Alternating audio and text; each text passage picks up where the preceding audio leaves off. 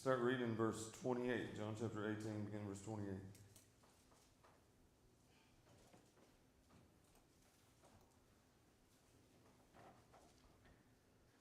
Then they led Jesus from the house of Caiaphas to the governor's headquarters. It was early morning. They themselves did not enter the governor's headquarters, so that they would not be defiled, but could eat the Passover. So Pilate went outside to them and said, "What accusation do you bring against this man?"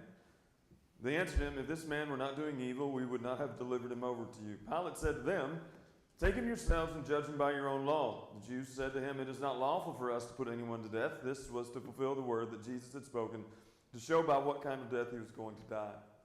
So Pilate entered his headquarters again, called Jesus and said to him, "Are you the king of the Jews?" Jesus answered, "Do you say this of your own accord, or did others say it to you about me?"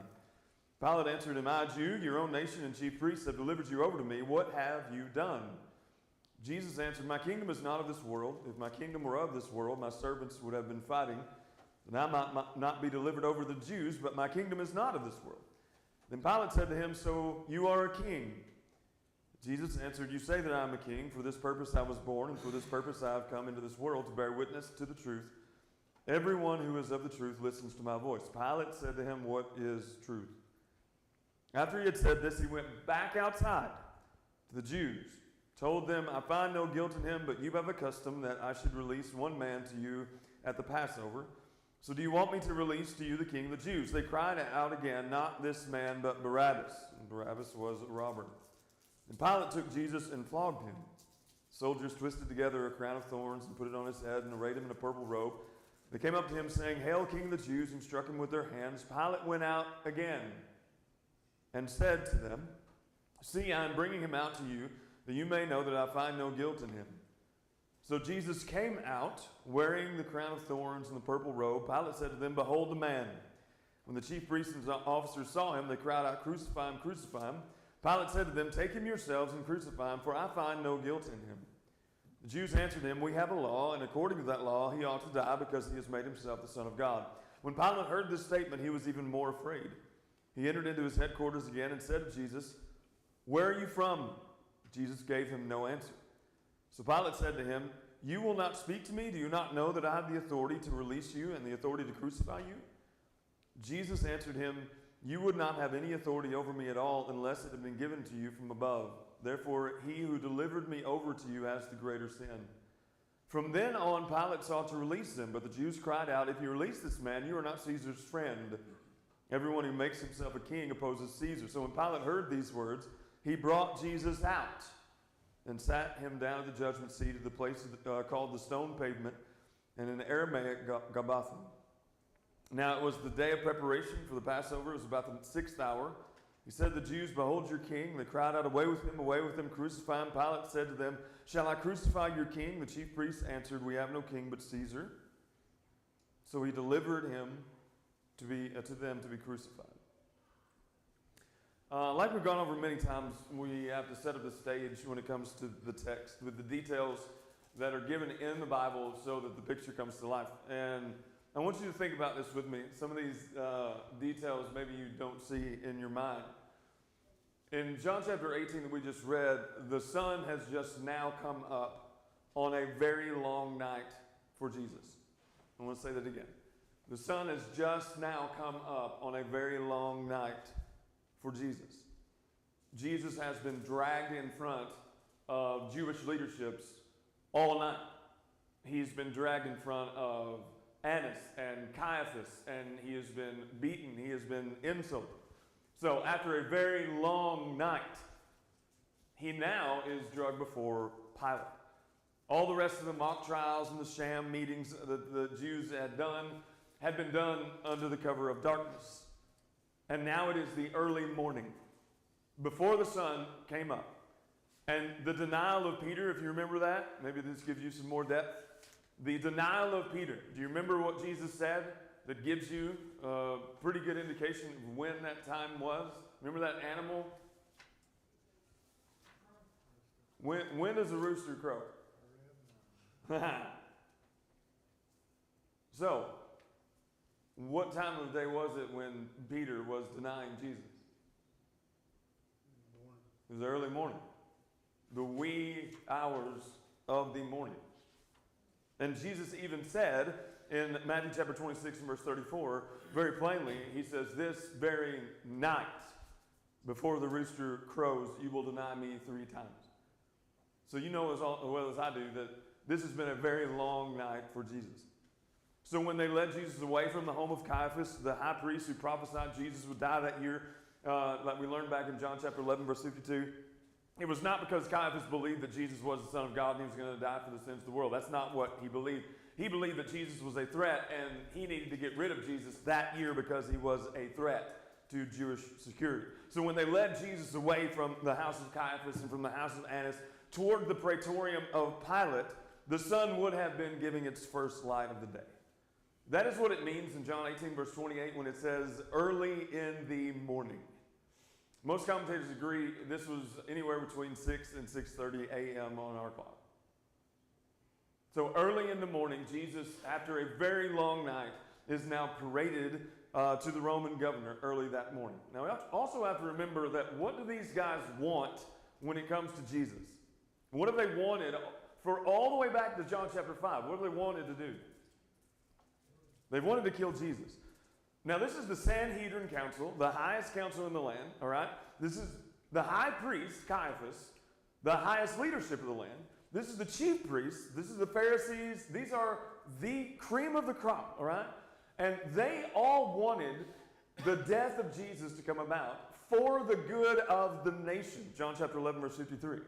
They see Jesus as a national problem. They see him as a national threat to Jewish security with the Romans.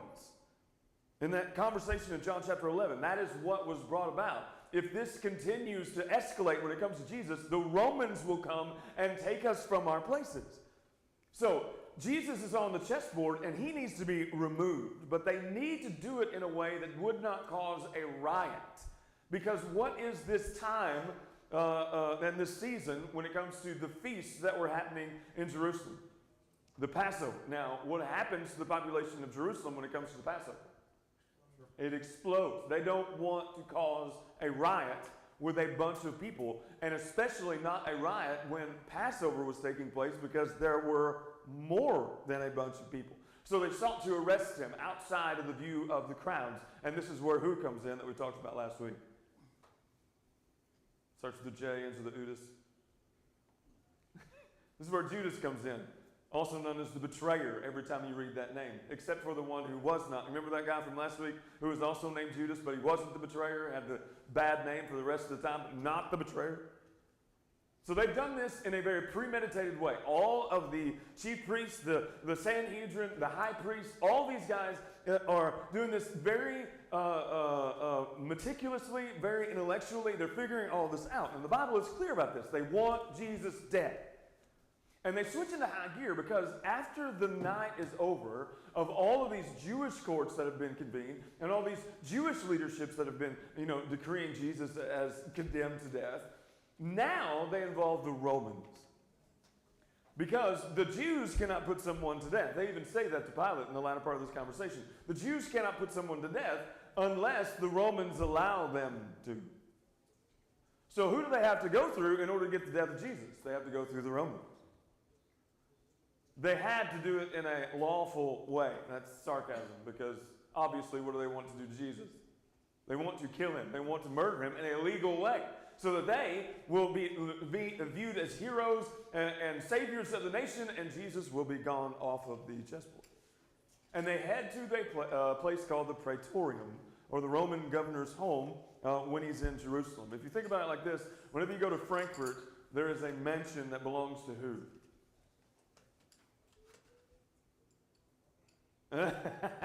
You can say the title if you don't want to say the name. The governor, all right? There's a governor's mansion that is in Frankfurt. Now, why is there a governor's mansion in Frankfurt? Does he always live there? Has he always lived there? No. Why is there a governor's mansion in Frankfurt? So that when he's there and all the legislative stuff is going on, he's got a place that is there. That is a very, very old custom. Because when Pilate would travel to Jerusalem, because he didn't live there all the time, when Pilate would travel to Jerusalem, there was a place where the people would gather who wanted to see him. And it was the governor's mansion. It was the praetorium. And if you know anything about Roman history, the praetorian had a guard. If you were a Roman leader and you went to Jerusalem, just think of yourself as a Roman leader going into Jerusalem. You were not in what kind of territory? Yeah, you weren't in friendly territory because the Romans were the ones who were oppressing the Jews. So this guy was a Roman who was coming to judge the Jews or judge the situations of the Jews. So what do you think Pilate was surrounded by at all times? Security. So the Praetorian Guard would have been around Pilate at some point in time. Now we don't know where this Praetorium actually is. It could have been just north of the temple. It could have been attached to Herod's residence on the other side of the city. We don't know where this Praetorium is. But we do know that the Romans did not do things on a small scale. If you were a Roman that was coming to Jerusalem, you knew that there was a Roman in Jerusalem. And you knew that that Roman was going to be staying in the best place in Jerusalem. We know that. Rome made a statement with their leadership. But as big as this thing was, this residence that Pilate was in was a Gentile residence. Because who was residing there? It might have been King Herod's house. It might have been a structure that King Herod built. But if there is a Roman who is staying there, what does that habitation become? It becomes Roman, and to a Jew, that habitation becomes Gentile. Pilate was not a Jew.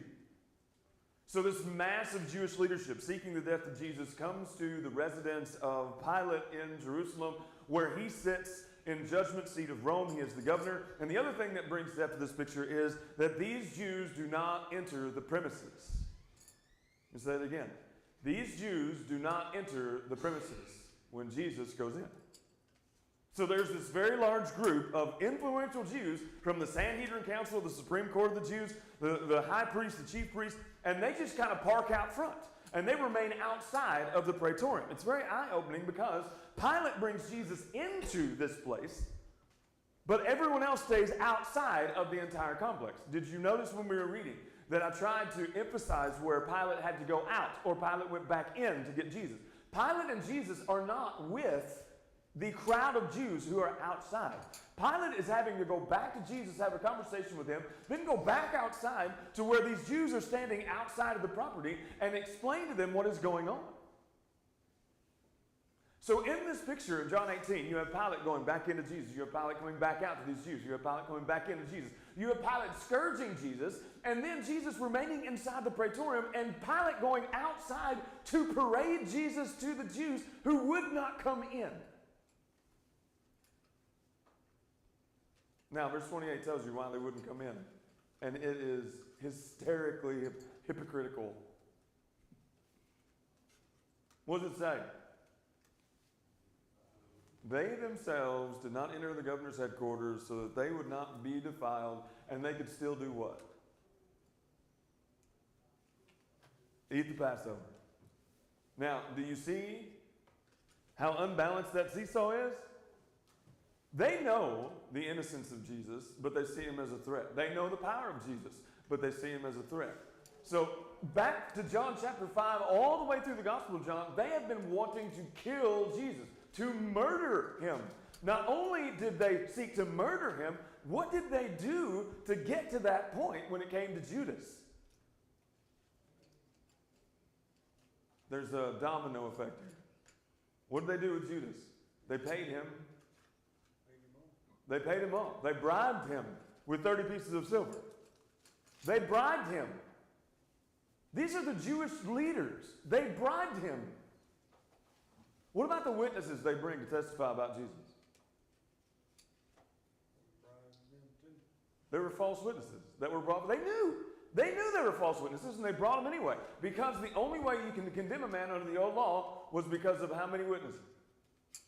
2 or 3. So you have them bringing forth false witnesses. Does that break any law in the Old Testament? Is that one of the Big Ten? Yeah. Bribery? No, that's not good in the Old Testament either. What about murder? Is that one of the big 10? So how many laws of the Old Testament that they say that they uphold to the letter and to the T? How many laws of the Old Testament have they broken to get Jesus removed off the chessboard? A lot. And yet when you read this, what are they worried about? They're worried about the law, but they're worried about being defiled by the smallest of things. They will not set foot on Gentile property because they think that that's going to defile them and they won't be able to eat the Passover in a sanctified way. But murder was okay. Bearing false witness was okay. Bribing somebody was okay. They didn't see that as defiling them. What they saw as defiling them when it came to the meal of the Passover was them setting foot on a Gentile property. Do you see a little bit of craziness there? Was it? A little bit of hypocrisy, a little bit of craziness? Now, this was the week of the Jewish Passover. One of the biggest feasts on their calendar. A lot of preparation that had to be made when it came to the Passover. Now, we know this. We went over this a few weeks ago. We know that when it came to the Feast of the Passover, what did you have to cleanse your house of when it came to the Feast of the Passover? It was also called the Feast of Yeast, of unleavened bread. You had to cleanse your house of yeast before the Passover. Here's the thing. In Exodus chapter 12, verse 15, it's up there on the screen. It says this, that during those days, no one could enter a polluted house or a defiled house or a house that had not been cleansed of leaven. This is why we know that the bread that Jesus used was unleavened bread. Because what kind of bread was allowed into the house of a Jew when it came to celebrating the Passover? Unleavened bread. I want to zoom in on this for a minute, and I hope we have time to discuss this. I really do, because it's stung. These Jewish leaders would not set foot on a Gentile floor because they saw something that would defile them. Yet they had no problem breaking other laws of God when it suited them. Now, I want you to let this hit you like it hit me, okay? They were very religious men in ritual. You could not say that a Pharisee was not a religious person. They were extremely religious and ritualistic in what they did. They were extremely meticulous. And they would have never done anything that even looked like they were doing something wrong to defile them when it came to the Passover. They would not do that in the light of day. They would not do that in front of a Jewish crowd. They would do everything in their power to remain clean. But in practical life, everyday life, in the darkness of their homes, the secrecy of the night, when people weren't looking, you were not able to tell the difference between them and someone who did not believe in God at all. This is where I want to sit for a minute.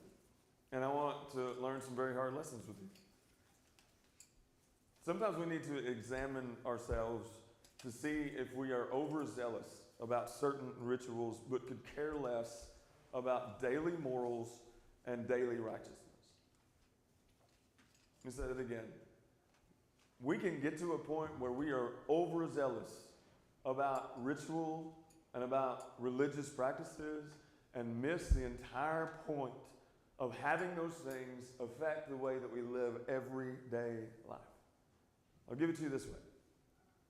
There are some people who would never dare miss the Lord's Supper on Sunday. It would be the most defiling thing for you to miss the Lord's Supper.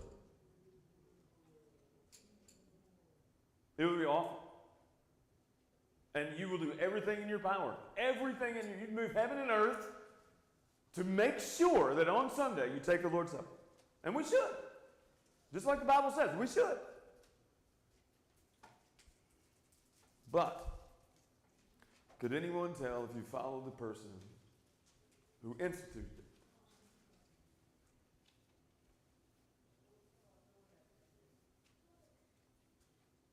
Move heaven and earth to take of that cup and take of that bread. But could anyone tell you follow the one who instituted it? Taking communion is biblical. I am not taking away from that fact. It is commanded. We are to gather to break bread on the first day of the week. Here's my other question. What about the other days of the week?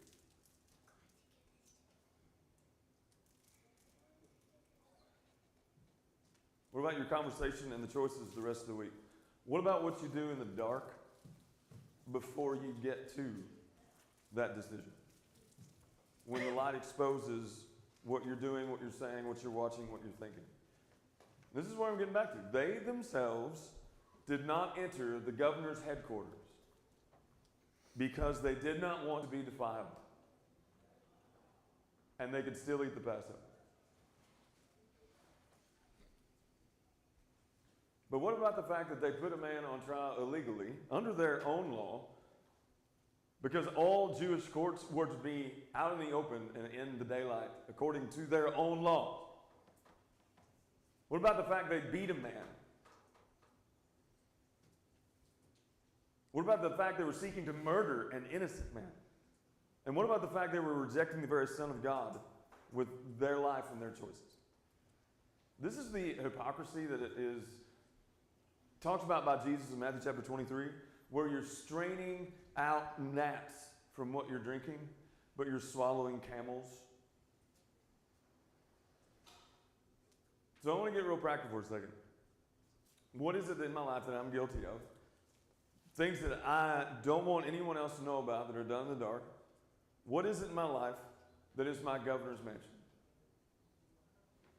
Because there are hills that you and I will die on, right? And we will not do these things, or we will do these things, and we will move heaven and earth to do these things or not do these things. For the Pharisees and the Sanhedrin Council, they would not defile themselves by being on the property of a Gentile. But where's the place where I refuse to stand, to do something that would make me unclean, something that would make me defiled? But if I dig deeper and saw the rest of the previous night, or what I did the rest of the week, what conclusion would I have to come to about those things that I'm so adamant about when it comes to that governor's mansion? They would not defile themselves by entering into Pilate's residence, yet they were found with murder. They were found with bringing false charges. They were found with false witnesses. They were found with bribing someone to do what they thought was necessary to get rid of Jesus. What is my governor's mansion? The ones that knew that Judas took a bribe was a very small crowd. It was not most of the folks that were there outside. There was only a select few that knew that fact.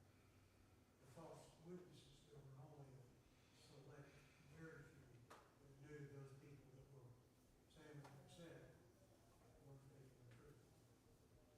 There were a few that knew, very few, but there were some that said it done. Yeah. That knew it. And They were in public. Everybody was out there outside. Yeah. So for them to go in, that would have been visible. Yep. Where the robbery and the crucifying, that was them washing their hands of that. They were trying to wash their hands. They were trying to get home with it. They were guilty of it if they got What's them. wrong with it? And that's why Jesus says, those who have delivered me to you have the worst sin. Exactly. And just to go back to John chapter 11, do you remember all the people that were listed when Caiaphas barged in and said, y'all are all ignorant? And there was the Sanhedrin, the chief priests, the Pharisees, the scribes, all of them were there. And Caiaphas broke up the meeting and said, we got this under control. And from that point on, they sought a way to arrest Jesus, and Judas was that way. So you have all of these people who are the highest people in the land. Nicodemus was one of them, yet in the shadows vaguely.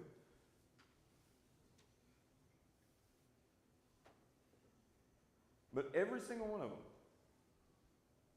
that were there, what did they witness the night before? They had to be there in order to bring the judgment down. What did they witness the night before? They all witnessed what happened to Jesus. When he was brought before Annas, when he was brought before Caiaphas, all of them did. When he was beaten, when he was insulted, when he was dragged to the praetorium, all of them were there. They could not have come to a decision under Jewish law without the Sanhedrin council there.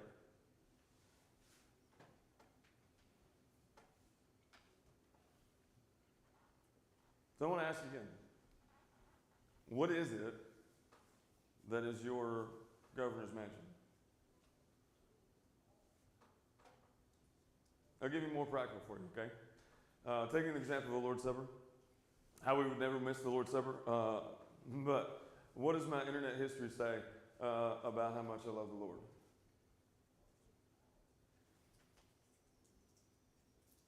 I'm going to take the Lord's Supper on Sunday, and you will not be able to drag me away from this table. What's the night look like?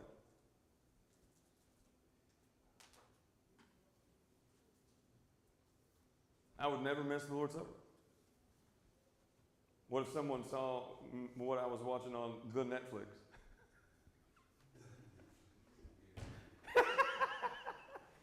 It's definitely the net. What if someone saw? You will not get me away from the Lord's Supper table. What about the night before?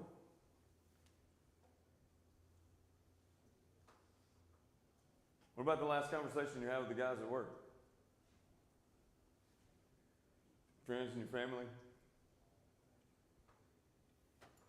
You will not get me away from the Lord's Supper table. What about the night before?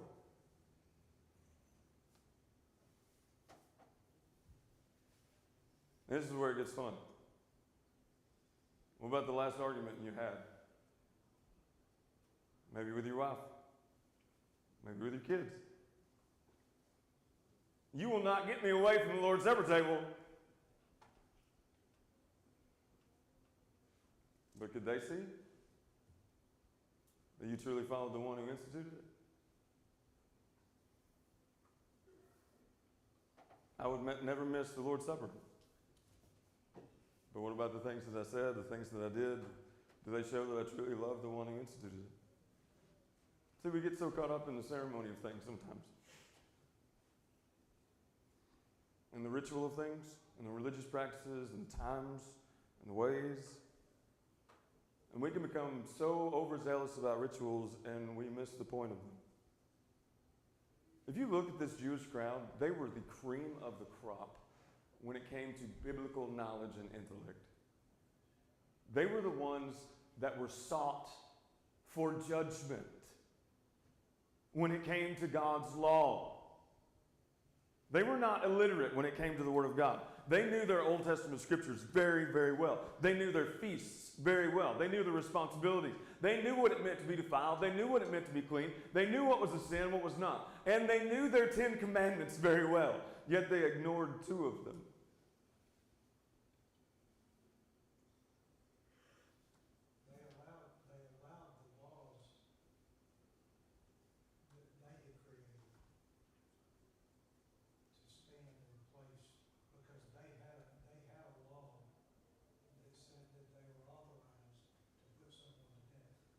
The traditions of men.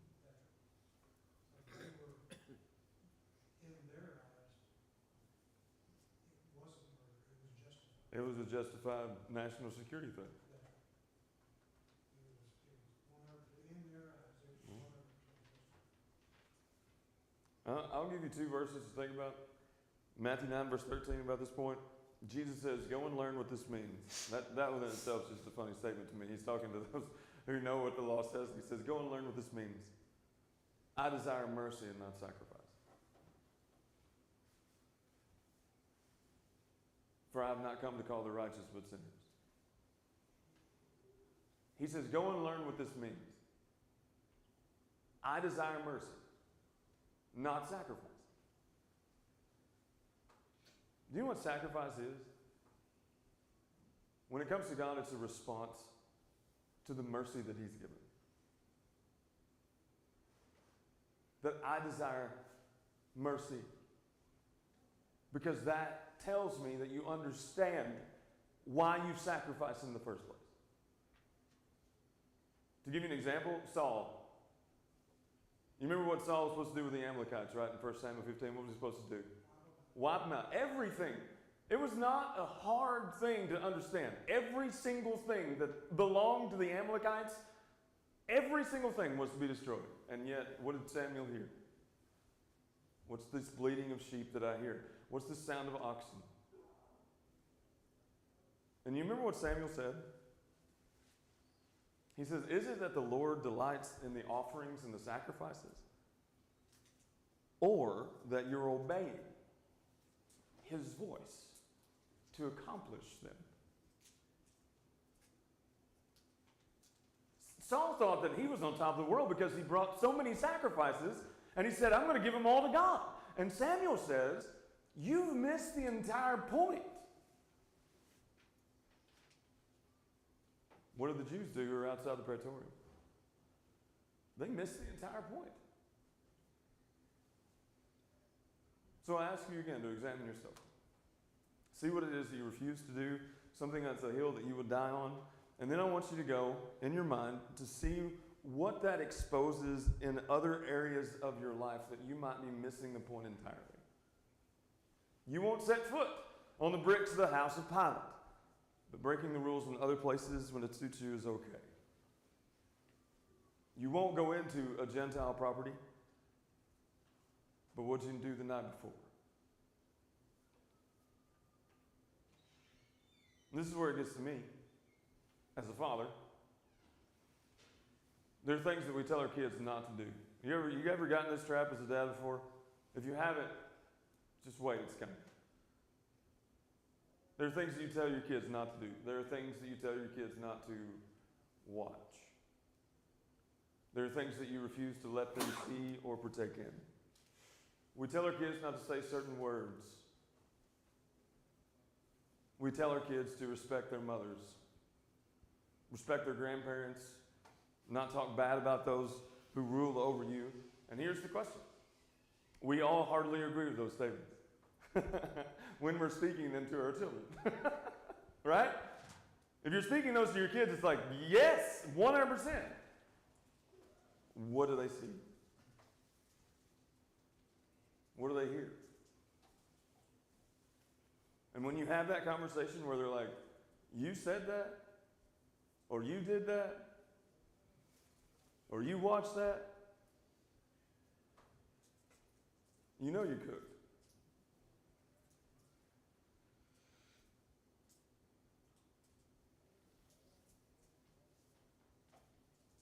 We can easily see the leadership of the Jews saw the importance of remaining pure for the Passover feast.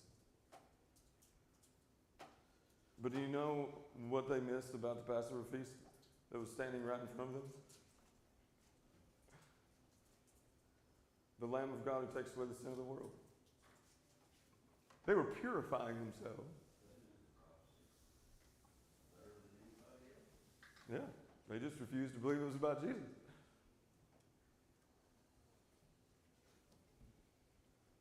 Here's another point, we don't have time to go over it, but it sometimes bothers me that it seems like we've made the byproducts of Christianity more important than the gospel itself.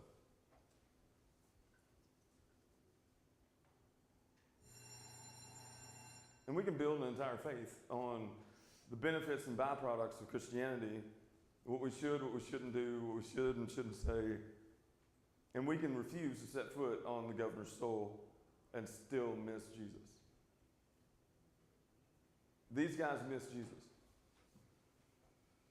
The Sanhedrin, the Jewish leaders, they were so preoccupied with maintaining the appearance of religion, they missed the object of it. Let me say that again. They were so zealous and preoccupied about maintaining the appearance of religion that they missed the object of their religion entirely. They knew the scriptures better than any of us. And they still marched the Messiah to his execution.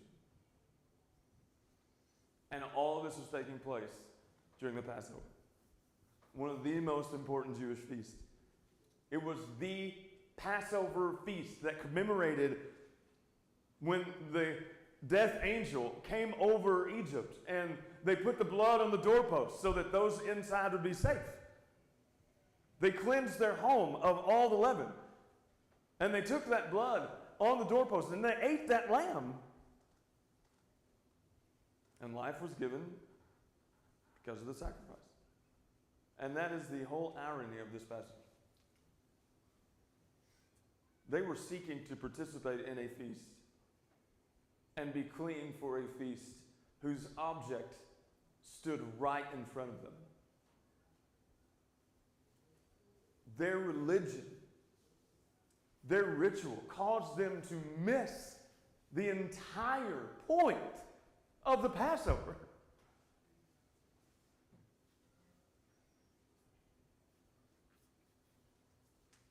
So where is it that we miss Jesus when it comes to our lives? There are certain situations we get into where it's like, oh, I'm going to act this way, and then I'll get back to the straight and narrow after a while. Certain situations in life where I'll say this, but I'll get back to the straight and narrow after a while. I can do this, but once I get to church, I'm going to take the Lord's Supper because that's what's most important. And then you ask yourself, what about the night before?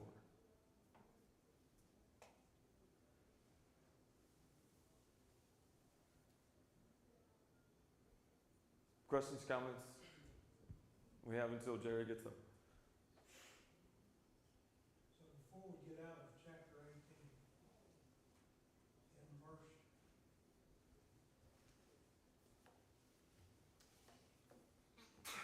18, no servant and officers light the charcoal fire because it was cold. The word charcoal is used twice in the New Testament. Where is the other? No clue. That's the setting where Peter denied Christ. Oh, wait. The breakfast. Y'all catch any fish? Yeah, the breakfast. They had breakfast, fish. I remember that. We have a shirt about that. Don't we have a shirt about that? Wasn't it Breakfast of Champions? What was that? Yeah, Peter and Andrew were in the boat. Peter freestyles it to the bank because Yep. Andrew said, hey, isn't that Jesus over there on the shore? So Peter freestyles Yep. it to the shore, gets out of the water, dripping, soaking wet. That's right. And Jesus is cooking fish over charcoal fire. I like the connection. Never thought about that one.